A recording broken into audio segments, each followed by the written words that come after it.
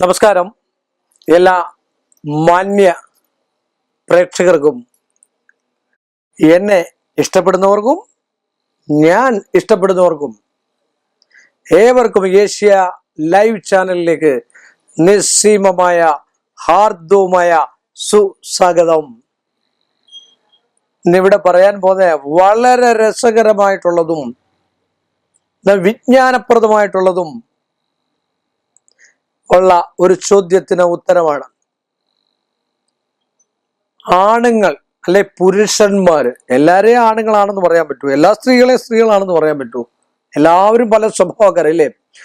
ആണുങ്ങൾ പുരുഷന്മാർ എന്ന് പറയുന്നതിന് അർത്ഥം എന്തായിരിക്കും എന്ന് വിചാരിച്ചോളുക.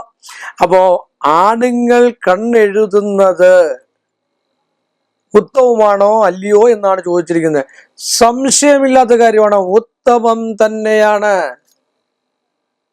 സ്ത്രീകൾക്ക് മാത്രമല്ല കണ്ണെഴുതാൻ പറഞ്ഞിരിക്കുന്നത്.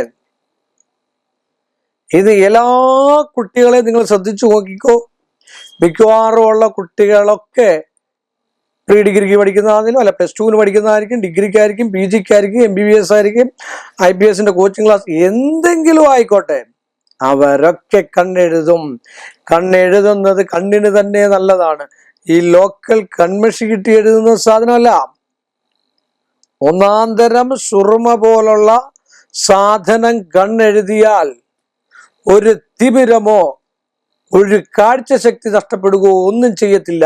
കാരണം കണ്ണിന് പ്രസരിപ്പുണ്ടാകാൻ, ഒരാളുടെ കണ്ണ് കണ്ടാൽ അറിയാം നമുക്ക് പ്രസരിപ്പുള്ളതാണോ അല്ലയോ എന്ന്. ആ കണ്ണിന് എപ്പോഴും കുളിർമയും, ആ കണ്ണിലാണ്, നമ്മുടെ ഒരു കണ്ണിലാണ് ഗാംഭീര്യ ഗൗരവം ഇരിക്കുന്നത്. ഒരു മാന്ത്രികന്റെ കണ്ണ് കണ്ടാൽ അറിയാം മാന്ത്രികനാണോ എന്ന്. ഒരാളിന്റെ കണ്ണ് കണ്ടാൽ അറിയാം. അതല്ലേ കണ്ണി നോക്കിയിരിക്കാൻ പറയത്തില്ലേ നമ്മളൊക്കെ. കണ്ണിൽ നോക്കിയിരുന്ന് കഥ പറയുക എന്ന് പറയില്ലേ. ഉള്ളിലുള്ള കാര്യങ്ങൾ കണ്ണി ചില ആൾക്കാരുണ്ട് കണ്ണിൽ നേരെ നോക്കത്തില്ല.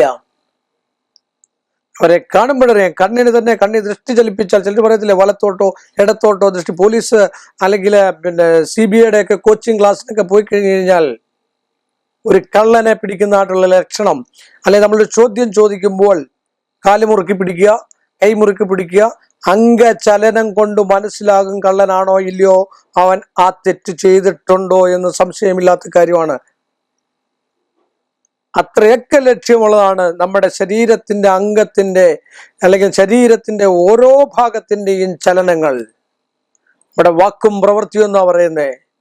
കണ്ടാൽ അറിയാം, ഉണ്ണിയെ കാണുമ്പോൾ അറിയാം ഊരിലെ പഞ്ഞം എന്ന് പറഞ്ഞ പോലെ കണ്ണെഴുതിയിരിക്കണമെന്നാണ് എൻ്റെ അഭിപ്രായം. ആ കണ്ണെഴുതിയാൽ ചൈതന്യാവസ്ഥ എപ്പോഴും നമ്മുടെ കണ്ണുകളിൽ കൂടുകയും ഒരു രോഗദുരിതങ്ങൾ തന്നെയല്ല, തലച്ചോറിന് പോലും രോഗം ഉണ്ടാകത്തില്ല എന്നാണ് പറയുന്നത്. സംശയമില്ലാത്ത കാര്യ. പ്രായമുള്ള സമയത്ത് ഈശ്വരനെ വിളിക്കാനും ഈശ്വര ചൈതന്യം നിലനിർത്താനും കണ്ണെഴുതുന്നത് ഏറ്റവും നല്ലതാണ്. ഒരു സമയത്ത് ഇതൊക്കെ നാണക്കേടാന്ന് വിചാരിച്ചു മാറ്റിക്കളഞ്ഞതാണ്.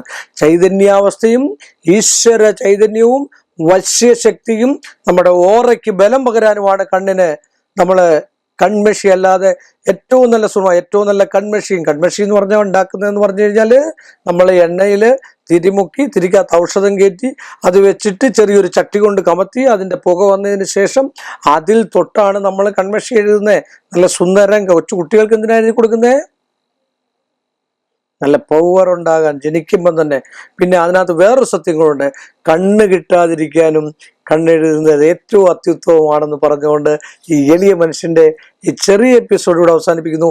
വീണ്ടും നമ്മൾ തമ്മിൽ കാണുന്നവരെ എല്ലാ മാന്യ പ്രേക്ഷകർക്കും എൻ്റെ നിസ്സീമമായ നന്ദിയും ശ്രേഷ്ഠമായ ഭഗവാന്റെ കടപ്പാടും.